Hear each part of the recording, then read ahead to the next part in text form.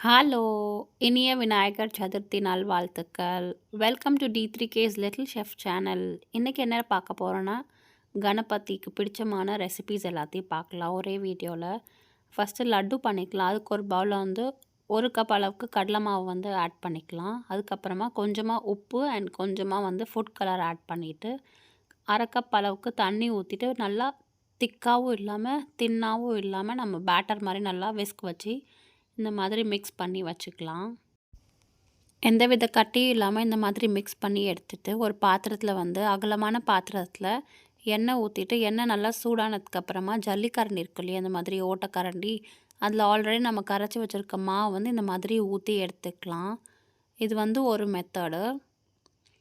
ஸ்டவ்வை வந்து மீடியம் ஃப்ளேம்லேயே வச்சுட்டு இந்த மாதிரி பண்ணிவிட்டு லைட் கோல்டன் ஆனதுக்கப்புறமா நம்ம நல்லா திருப்பி போட்டுட்டு எண்ணெயிலேருந்து ஃபில்ட்ரு பண்ணி எடுத்துக்கலாம். நிறையா போட்டிங்கன்னா உங்களுக்கு அடியில் போய் ஒட்டிக்கும். ஸோ கொஞ்சம் கொஞ்சமாக போட்டுட்டு நம்ம எடுத்துக்கலாம். மெத்தட் 2 வந்து உங்களுக்கு இதை பண்ண முடியல அப்படின்னா, நம்ம ஜஸ்ட் மாவை வந்து அப்படியே விட்டுட்டு இந்த மாதிரி ஃப்ரீயாக எண்ணெயில் வந்து நம்ம அப்படியே ஊற்றி ஊற்றி எடுத்துக்கலாம் கையாலேயே. இதுவுமே நல்லா தான் வரும். நீங்கள் உங்களுக்கு எந்த மெத்தட் வேணுமோ நீங்கள் அதை ஃபாலோ பண்ணிக்கோங்க. திருப்பி அதே தான், நிறைய போடாமல் கொஞ்சமாக போட்டு திருப்பிட்டு எண்ணெயிலேருந்து நல்லா ஃபில்ட்ரு பண்ணி எடுத்துக்கலாம். இது வந்து காரா பூந்தி மாதிரி கிறிஸ்பியாக இருக்கக்கூடாது. ஒரு 80% வந்து குக் ஆனால் போதும். இப்போ எண்ணெயிலேருந்து நம்ம ரிமூவ் பண்ணி எடுத்துடலாம். இந்த ரேஷியோக்கு வந்து 10லேருந்து 12 லட்டு வந்து நமக்கு மீடியம் சைஸில் கிடைக்கும். அடுத்து வந்து நம்ம சுகர் சிரப் ரெடி பண்ணிக்கலாம். அதுக்கு ஒரு பாத்திரத்தில் 200 ml அளவுக்கு தண்ணி ஊற்றிட்டு 3/4 கப் அளவுக்கு சர்க்கரை ஆட் பண்ணிக்கலாம். எனக்கு வந்து மீடியம் சுகர் போதுன்றால் நான் 3/4 கப் ஆட் பண்ணிக்கிறேன். சப்போஸ் உங்களுக்கு சுகர் ஜாஸ்தியாக வேணால் நீங்கள் 1 கப் அளவு கூட ஆட் பண்ணிக்கலாம். அதுக்கப்புறமா வாசனைக்காக 1 டீஸ்பூன் அளவுக்கு ஏலக்காய் பவுடர் ஆட் பண்ணிவிட்டு கொஞ்சமாக வந்து ஃபுட் கலர் வந்து ஆட் பண்ணிக்கலாம். நான் வந்து இன்றைக்கி ரெட் கலர் ஆட் பண்ணிக்கிறேன். உங்களோட கலருக்கு ஏற்ற மாதிரி நீங்கள் கலர் வந்து ஆட் பண்ணிக்கோங்க. இது வந்து எப்பயோ பண்ணுறதுனால கலர் வந்து ஆட் பண்ணுறதுல தப்பு இல்லை. அடிக்கடி நம்ம வந்து யூஸ் பண்ண வேணாம். அதுக்கப்புறமா நம்ம ஆல்ரெடி ஃப்ரை பண்ணி வச்சுருக்க பூந்தி எல்லாத்தையுமே மிக்ஸி ஜாரில் வந்து போட்டு இந்த மாதிரி பல்ஸ் மோடில் நம்ம அரைச்சி வச்சுக்கலாம். கொஞ்சமாக இந்த மாதிரி குறையா சர்க்கரை பாகு கொதிக்க ஆரம்பிச்சிருச்சு. இந்த ஸ்டேஜில் ஒரு 2 டீஸ்பூன் அளவுக்கு நெய் ஆட் பண்ணிக்கலாம். ஆட் பண்ணி ஒரு கம்பி பதம் வந்ததுக்கப்புறமா நம்ம ஆல்ரெடி அரைச்சி வச்சுருக்க பூந்தி இருக்கு இல்லையா, அதை வந்து இந்த ஸ்டேஜில் ஆட் பண்ணிவிட்டு நல்லா மிக்ஸ் பண்ணி எடுத்துக்கலாம். சர்க்கரை பாகு பார்த்திங்கன்னா நல்லா கரைஞ்சி ஒரு கம்பி பதம் வந்ததுக்கப்புறம் தான் நம்ம ஆட் பண்ணணும். இல்லாட்டி லட்டு பிடிக்க வராது. இப்போது இந்த ஸ்டேஜில் ஆட் பண்ணிவிட்டு நம்ம பூந்தியும் சர்க்கரை பாகு நல்லா ஒன்று சேர நல்லா குக் பண்ணி எடுத்துக்கலாம். இப்போ பார்த்திங்கன்னா நல்லா அந்த சர்க்கரை பாகு எல்லாமே அந்த பூந்தியில் அப்சர்வ் ஆகி நல்லா சூப்பராக இருக்குது. இப்போ ஒரு பாத்திரத்தில் வந்து நம்ம ட்ரான்ஸ்ஃபர் பண்ணிவிட்டு ஓரளவுக்கு சூடு ஆறுனதுக்கப்புறமா கையில் வந்து நெய்யோ இல்லாட்டி எண்ணெயோ அப்ளை பண்ணிவிட்டு இந்த மாதிரி குட்டி குட்டியாக உருண்டை பிடிச்சிக்கலாம். பார்க்குறதுக்கே சூப்பராக இருக்குது அண்ட் டேஸ்ட்டும் சூப்பராக இருந்துச்சு. சும்மா அப்படியே ப்ளெயினாக இல்லாமல் மேலே வந்து நட்ஸ் வச்சு கார்னிஷ் பண்ணிக்கலாம். அப்போ தான் நமக்கு கடையில் கிடைக்கிற மாதிரி இருக்கும். மேலே முந்திரி வச்சு நம்ம வந்து சர்வ் பண்ணலாம். அடுத்து தேங்காய் பூரண் பண்ணிக்கலாம். கொழுக்கட்டை அண்ட் போலிக்கு வந்து ஸ்டஃபிங்காக ஒரு பாத்திரத்தில் 1/2 கப் அளவுக்கு நான் டெசிகேட்டட் கோகோனட் ஆட் பண்ணியிருக்கேன். நீங்கள் ஃப்ரெஷ் கோகோனட் கூட ஆட் பண்ணிக்கலாம். ஆட் பண்ணிவிட்டு அதில் இருக்க அந்த ஈரப்பதம் போகிற வரைக்கும் நம்ம ட்ரை ரோஸ்ட் பண்ணிக்கலாம். அதுக்கப்புறமா 3/4 கப் அளவுக்கு வெல்லம் ஆட் பண்ணிக்கலாம். நான் வந்து இன்றைக்கி ஜாக்ரி பவுடர் யூஸ் பண்ணுறேன். நீங்கள் முழு வெல்லத்தை வந்து க்ரஷ் பண்ணியும் ஆட் பண்ணிக்கலாம். அதுக்கப்புறமா 1/4 கப் அளவுக்கு தண்ணி ஊற்றிக்கிறேன். ஸோ தட் நல்லா மிக்ஸ் ஆகி மர்ஜ் ஆகி குக் ஆகும். நம்ம ஆல்ரெடி வெல்லத்துலேயும் தண்ணி விடும். ஸோ 1/4 கப் அளவுக்கு தண்ணி போதும். நல்லா ஹை ஃப்ளேம்லேயே வச்சு நம்ம குக் பண்ணி எடுத்துக்கலாம் ஒரு 2 மினிட்ஸ்க்கு. வெல்லம் மிக்ஸ்சர் கொஞ்சம் திக் ஆனதுக்கப்புறமா 1 டேபிள் ஸ்பூன் அளவுக்கு நெய் ஆட் பண்ணிவிட்டு நல்லா மிக்ஸ் பண்ணி எடுத்துக்கலாம். அதுக்கப்புறமா வாசனைக்காக வந்து 1 டீஸ்பூன் அளவுக்கு கார்டமம் பவுடர் சேர்த்துக்கலாம். ஏலக்காய் பொடி நீங்கள் முழு ஏலக்காவும் சேர்த்துக்கலாம். அதுக்கப்புறமா 1/2 டீஸ்பூன் அளவுக்கு சுக்கு பவுடரும் நம்ம ஆட் பண்ணி நல்லா மிக்ஸ் பண்ணி எடுத்துக்கலாம். நல்லா திக்காக வர வரைக்கும் இந்த மாதிரி பதம் பார்த்திங்கன்னா நம்ம பிடிக்கும் போது ஷேப் வரணும். ஸோ இந்த ஸ்டேஜில் நம்ம ஸ்டவ் ஆஃப் பண்ணிவிட்டு ஆற வச்சிடலாம். அடுத்து நம்ம போலிக்கான பேஸ் பண்ணிடலாம். 1 கப் அளவுக்கு மைதா மாவு ஆட் பண்ணிக்கலாம் ஒரு பவுலில். அதோட உப்பு 1 டீஸ்பூன் அண்ட் மஞ்சத்தூள் வந்து 1/2 டீஸ்பூன் வந்து ஆட் பண்ணிக்கலாம். ஆட் பண்ணிவிட்டு கொஞ்சமாக பேக்கிங் பவுடர் வந்து ஆட் பண்ணிக்கலாம். சாஃப்டாக இருக்கும் மாவு அதுக்காக. அண்ட் 2 டேபிள் ஸ்பூன் வந்து எண்ணெய் ஆட் பண்ணிவிட்டு ஒரு வாட்டி நல்லா மிக்ஸ் பண்ணி எடுத்துட்டு, அதுக்கப்புறமா நம்ம தேவைப்படுற அளவுக்கு தண்ணி ஊற்றி நல்லா சப்பாத்தி மாவு மாதிரி நல்லா சாஃப்டாக பிசைஞ்சு எடுத்துக்கலாம். ரொம்பவும் தண்ணி ஊற்றிடாதீங்க. இந்த மாதிரி தெளித்து தெளித்து நம்ம பிசைஞ்சிக்கலாம். இப்போ மாவு நல்லா சாஃப்டாக இருக்குது. அதுக்கு மேலே கொஞ்சமாக நம்ம எண்ணெய் ஊற்றிட்டு மூடி போட்டு மூடி ஒரு 20 நிமிஷம் அளவுக்கு நம்ம ரெஸ்ட் பட்டுக்கலாம். அப்போனா நமக்கு மாவு வந்து நல்லா சாஃப்டாக இருக்கும் தேய்க்கும் போது. இந்த 1 கப் மைதா மாவுக்கு நமக்கு 6லேருந்து 7 போலி வந்து கிடைக்கும். நீங்கள் அதுக்கேற்ற மாதிரி குவான்டிட்டி வந்து கம்மியாகவோ ஜாஸ்தியாகவோ பண்ணிக்கோங்க. போலிக்கான மாவு வந்து ரெஸ்டிங் கேப்பில் வந்து நம்ம பருப்பு போலிக்கான பூரண் ரெடி பண்ணிடலாம். 1/2 கப் அளவுக்கு கடலைப்பருப்பை நல்லா 2 மணி நேரம் தண்ணியில் ஊற வச்சு எடுத்துகிட்டு ஒரு குக்கரில் வந்து ஆட் பண்ணிவிட்டு 1/2 கப் அளவுக்கு தண்ணி ஊற்றிட்டு 6லேருந்து 8 விசில் வரைக்கும் விட்டு நல்லா மசிச்சு எடுத்துக்கலாம் இந்த மாதிரி. அதுக்கப்புறமா ஒரு பேனில் வந்து நம்ம ஆல்ரெடி பாயில் பண்ண சென்னா தால் இருக்கு இல்லையா, கடலைப்பருப்பு, அதை வந்து நல்லா ஆட் பண்ணிவிட்டு அது கொஞ்சம் அந்த தண்ணி ஈரப்பதெல்லாம் அப்சார்ப் ஆனதுக்கப்புறமா நம்ம வெல்லம் வந்து ஆட் பண்ணிக்கலாம். 1/2 கப் பருப்புக்கு 3/4 கப் வெல்லம் நான் ஆட் பண்ணிக்கிறேன். நான் வந்து ஜாக்ரி வந்து பவுடர் ஜாக்ரி தான் ஆட் பண்ணிக்கிறேன். ஆட் பண்ணிவிட்டு நல்லா அந்த பருப்பும் வெல்லமும் நல்லா மிக்ஸ் ஆகிற வரைக்கும் குக் பண்ணி எடுத்துக்கலாம் இந்த மாதிரி. இதுக்கப்புறமா 2 டேபிள் ஸ்பூன் அளவுக்கு நெய் ஆட் பண்ணிவிட்டு நல்லா குக் பண்ணி எடுத்துக்கலாம். இதுவும் அதே கன்சிஸ்டன்சி தான். ரொம்ப தண்ணியாக இருக்கக்கூடாது. அது நல்லா இறுகி நம்ம பிடிக்கிற பதத்துக்கு வரைக்கும் குக் பண்ணி எடுத்துக்கணும். அதுக்கப்புறமா வாசனைக்காக 1 டீஸ்பூன் அளவுக்கு ஏலக்காய் பவுடர் நான் ஆட் பண்ணிக்கிறேன். ஆட் பண்ணி கொஞ்சம் குக் ஆனதுக்கப்புறமா 3 டேபிள் ஸ்பூன் அளவுக்கு நான் டெசிகேட்டட் கோகோனட் ஆட் பண்ணிக்கிறேன். நீங்கள் நார்மலாக துருவின தேங்காய் கூட ஆட் பண்ணிக்கலாம். ஆட் பண்ணிவிட்டு நல்லா மிக்ஸ் பண்ணி எடுத்துக்கலாம் மீடியம் ஃப்ளேமில். இப்போ பார்த்திங்கன்னா நம்ம நல்லா திக் ஆகிடுச்சி பூரண். இப்போ வந்து நம்ம ஸ்டவ் ஆஃப் பண்ணிடலாம். இதை குக் பண்ணுறதுக்கே மேக்ஸிமம் 10 மினிட்ஸ் தான் ஆகும். அடுத்து நம்ம போலி வந்து திரட்ட ஆரம்பிச்சிடலாம். இப்போ பார்த்திங்கன்னா நல்லா 20 நிமிஷத்துக்கு அப்புறம் மாவு நல்லா சாஃப்டாக இருக்குது. அதுலேருந்து கொஞ்சமாக பிச்சுட்டு நம்ம சப்பாத்தி மாவில் நல்லா டிப் பண்ணி எடுத்துட்டு நீங்கள் ஆயில் அப்ளை பண்ணிவிட்டு இந்த மாதிரி நம்ம திரட்டி எடுத்துக்கலாம். சப்பாத்திக்கு தேய்க்கிற மாதிரி ரொம்பவும் தின்னாக தேய்க்காமல் கொஞ்சம் திக்காக நம்ம தேய்ச்சி எடுத்துக்கலாம். ஃபஸ்ட்டு போலி வந்து தேங்காய் ஸ்டஃப் பண்ணி நம்ம ரெடி பண்ணோம் இல்லையா வெல்லத்தில், அதை வந்து நடுவில் வச்சுக்கிறேன். வச்சுட்டு நல்லா க்ளோஸ் பண்ணிக்கலாம். நம்ம க்ளோஸ் பண்ணிவிட்டு நல்லா சீல் பண்ணி எடுத்துக்கலாம். வெளியே வராத மாதிரி பார்த்துக்கோங்க. நீங்கள் ப்ரிப்ரேஷன் பண்ணி வச்சிட்டிங்கன்னா உங்களுக்கு ஈஸியாகவே பண்ணிடலாம். ஒரே மாவு தான், பட் பூரண் மட்டும் நம்ம வேறு வேறு பண்ணிக்கணும், அவ்வளோதான். இப்போது இந்த மாதிரி சீல் பண்ணதுக்கப்புறமா கொஞ்சமாக மேலே மைதா மாவு போட்டுட்டு ரொம்ப ஜென்டிலாக ப்ரெஸ் பண்ணி இந்த மாதிரி தேய்ச்சி எடுத்துக்கலாம். ரொம்ப அழுத்திட்டிங்கன்னா உள்ளே இருக்க பூரண் எல்லாமே வெளியே வந்துடும். ஸோ ரொம்ப மெதுவாக தேய்ச்சி எடுத்துக்கோங்க. சப்போஸ் ஒட்டுற மாதிரி இருந்துச்சுன்னா நீங்கள் மைதா மாவோ இல்லாட்டி எண்ணெய் அப்ளை பண்ணிவிட்டு தேய்ச்சி எடுத்துக்கலாம் இந்த மாதிரி.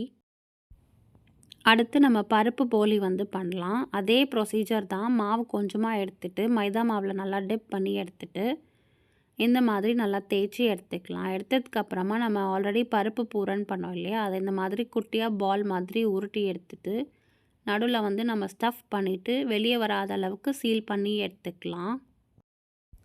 கொஞ்சம் பொறுமையாக பண்ணனா சூப்பராகவே வரும். யாருனாலும் இதை ட்ரை பண்ணலாம். டேஸ்ட்டு சூப்பராக இருக்கும். அதே தான் இதே மாதிரி நம்ம ஜென்டிலாக நம்ம தேய்ச்சி எடுத்துக்கலாம். சைஸ் பொறுத்து 6லேருந்து 7 வந்து பருப்பு போலி அண்டு தேங்காய் போலி வந்து நமக்கு கிடைக்கும். அதுக்கப்புறமா நம்ம சுட்டு எடுத்துக்கலாம். தவாவை வந்து நல்லா சூடு பண்ணிவிட்டு 1 டீஸ்பூன் அளவுக்கு நெய் ஆட் பண்ணிவிட்டு நம்ம ஆல்ரெடி தேங்காய் போலி வந்து ரெடி பண்ணி வச்சுருக்கோம் இல்லையா, அதை வந்து தோசைக்கல்லில் ப்ளேஸ் பண்ணிவிட்டு மேலேயும் கீ அப்ளை பண்ணிவிட்டு மீடியம் ஃப்ளேமில் நல்லா 2 பக்கமும் பொன்னிறம் வர வரைக்கும் நம்ம வந்து திருப்பி திருப்பி போட்டு குக் பண்ணி எடுத்துக்கலாம். இது குக் பண்ணி எடுக்கிறதுக்கு ஒரு 3 to 4 மினிட்ஸ் ஆகும். ஸோ மீடியம் ஃப்ளேமில் இந்த மாதிரி நல்லா ஃப்ளஃபியாக குக் பண்ணி எடுத்துக்கலாம். இப்போ வந்து தேங்காய் பூரண் போலி ரெடி. அடுத்து வந்து நம்ம பருப்பு போலி வந்து சுட்டு எடுத்துக்கலாம். அதே தான், கல் சூடானதுக்கப்புறமா நெய் அப்ளை பண்ணிவிட்டு தேய்ச்சி வச்சுருக்க போலியை வந்து நம்ம ஆட் பண்ணிக்கலாம். ஆட் பண்ணிவிட்டு 2 பக்கமும் நல்லா கோல்டன் ஆற வரைக்கும் நல்லா திருப்பி திருப்பி குக் பண்ணி எடுத்துக்கலாம். சூப்பரான பருப்பு போலியும் நமக்கு ரெடி ஆயிடுச்சு. அடுத்து வந்து நம்ம கொழுக்கட்டை பண்ண ஆரம்பிக்கலாம். ஒரு பேனில் வந்து 1½ கப் அளவுக்கு தண்ணி ஊற்றிக்கலாம். தண்ணி நல்லா கொதிக்கணும் கொழுக்கட்டைக்கு. அதோட 1 டேபிள் ஸ்பூன் அளவுக்கு உப்பு ஆட் பண்ணிக்கலாம்.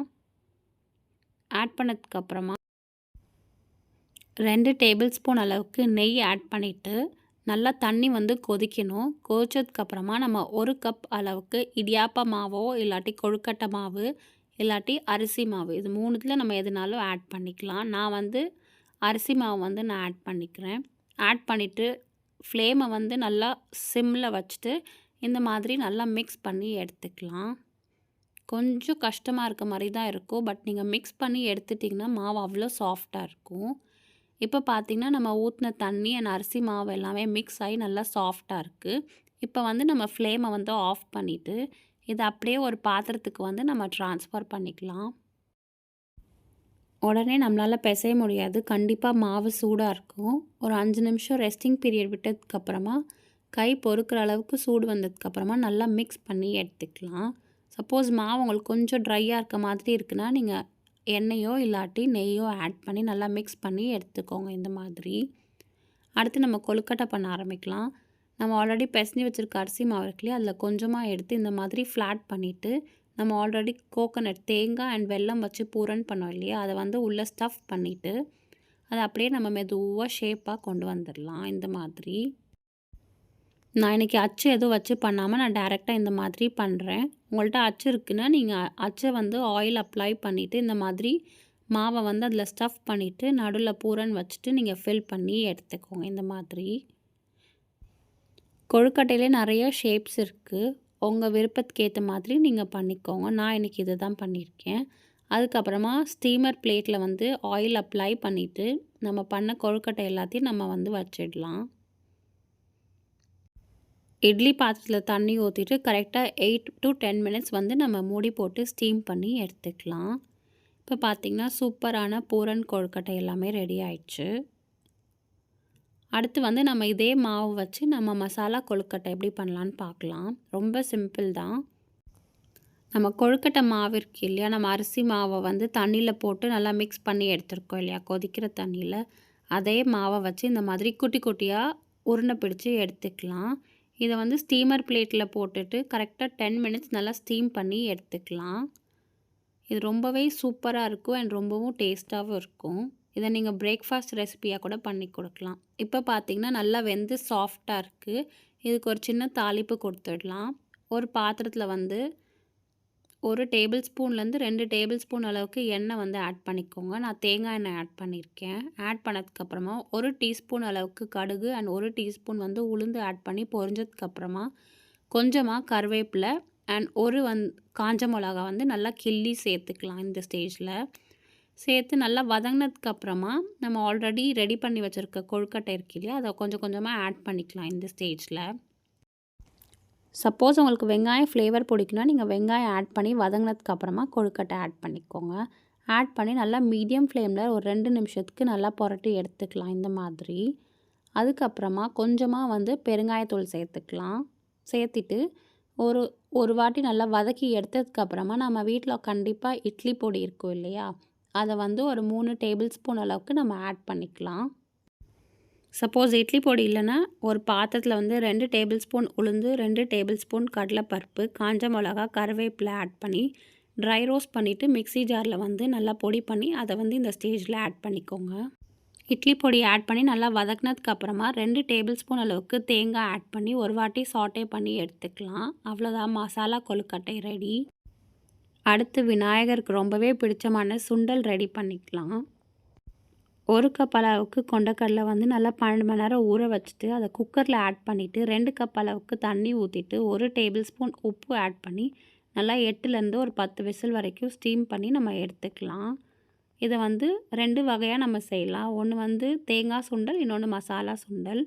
ஒரு பேனில் 1 டேபிள் ஸ்பூன் அளவுக்கு எண்ணெய் ஊற்றிட்டு கொஞ்சமாக கடுகு கருவேப்பிலை அண்ட் சிவப்பு மிளகாய் காஞ்ச மிளகா கிள்ளி போட்டுட்டு நல்லா வதங்கினதுக்கப்புறமா நம்ம ஆல்ரெடி பாயில் பண்ண சுண்டல் இருக்கு இல்லையா அதை வந்து ஆட் பண்ணிக்கலாம். 1 கப்பில் பாதி வந்து இதில் ஆட் பண்ணிக்கோங்க. ஆட் பண்ணி நல்லா ஹை ஃப்ளேமில் ஒரு 2 மினிட்ஸ்க்கு நல்லா சாட்டே பண்ணி எடுத்ததுக்கப்புறமா இறக்கிறதுக்கு முன்னாடி ஒரு 2 டேபிள் ஸ்பூன் அளவுக்கு தேங்காய் வந்து ஆட் பண்ணிக்கலாம். துருவின தேங்காய் ஆட் பண்ணி ஹை ஃப்ளேமில் ஒரு 1 மினிட் சாட்டே பண்ணி எடுத்துக்கோங்க. அவ்வளோதான், நமக்கு தேங்காய் சுண்டல் ரெடி. அடுத்து மசாலா சுண்டல் பண்ணலாம். அதே பேனில் 1 டேபிள் ஸ்பூன் அளவுக்கு எண்ணெய் ஆட் பண்ணிவிட்டு கொஞ்சமாக கருவேப்பிலை, உளுந்து, கடுகு அண்ட் கொஞ்சமாக ரெட் சில்லி ஆட் பண்ணிக்கோங்க. கிள்ளி ஆட் பண்ணி பொரிஞ்சதுக்கப்புறமா 1 டீஸ்பூன் அளவுக்கு மிளகாய் தூள் ஆட் பண்ணிக்கோங்க. 1 டீஸ்பூன் பெருங்காயத்தூள் அண்ட் அரை டீஸ்பூன் வந்து மஞ்சத்தூள் ஆட் பண்ணிக்கலாம். ஆட் பண்ணிவிட்டு ஃப்ளேமை வந்து சிம்மில் வச்சுட்டு நல்லா ஒரு வாட்டி வதக்கிக்கலாம். ஹை ஃப்ளேமில் வச்சிட்டிங்கன்னா மசாலா கருகி போயிடும், அது மட்டும் பார்த்துக்கோங்க. அதுக்கப்புறமா ஆல்ரெடி நம்ம வேக வச்ச சுண்டல் இருக்கு இல்லையா, அதை அரை கப் வந்து ஆட் பண்ணிவிட்டு நல்லா சாட்டே பண்ணி எடுத்துக்கலாம் ஹை ஃப்ளேமில் 1 மினிட். இதுக்கு 1 டீஸ்பூன் அளவுக்கு தேங்காய் போதும், ரொம்ப தேங்காய் வேண்டாம். ஜஸ்ட் ஃப்ளேவருக்காக ஆட் பண்ணிக்கிறேன். ஆட் பண்ணதுக்கப்புறமா லாஸ்ட்டாக வந்து அரை லெமன் ஜூஸ் ஆட் பண்ணிவிட்டு ஹை ஃப்ளேமில் ஒரு 1 மினிட் நல்லா சாட்டே பண்ணிவிட்டு நீங்கள் ஆஃப் பண்ணிவிடுங்க. அவ்வளோதாங்க, மசாலா சுண்டலும் ரெடி. அவ்வளோதாங்க, அட்டகாசமான பல வகையான இந்த விநாயகர் சதுர்த்திக்கான ரெசிபீஸ் ரெடி. சூப்பராக அட்டகாசமாக பண்ண ரெசிபீஸ் எல்லாத்தையும் வெத்தலை பாக்கு பழத்தோட என்னோட பிள்ளையாருக்காக நான் எல்லாத்தையும் வச்சு படைச்சிட்டேன். இந்த வீடியோ உங்களுக்கு பிடிச்சிருந்துச்சின்னா லைக் பண்ணுங்கள், ஷேர் பண்ணுங்கள், சப்ஸ்கிரைப் பண்ணுங்கள் அண்ட் கண்டிப்பாக ட்ரை பண்ணிவிட்டு கமெண்ட்டில் சொல்லுங்கள். அண்ட் ஆல்சோ நீங்கள் இந்த விநாயகர் சதுர்த்திக்கு என்ன ரெசிபீஸ்லாம் பண்ண போகிறீங்கன்றதை கமெண்ட்டில் சொல்லுங்கள். இனிய விநாயகர் சதுர்த்தி நல்வாழ்த்துக்கள். Thank you. Bye bye. Have a good day.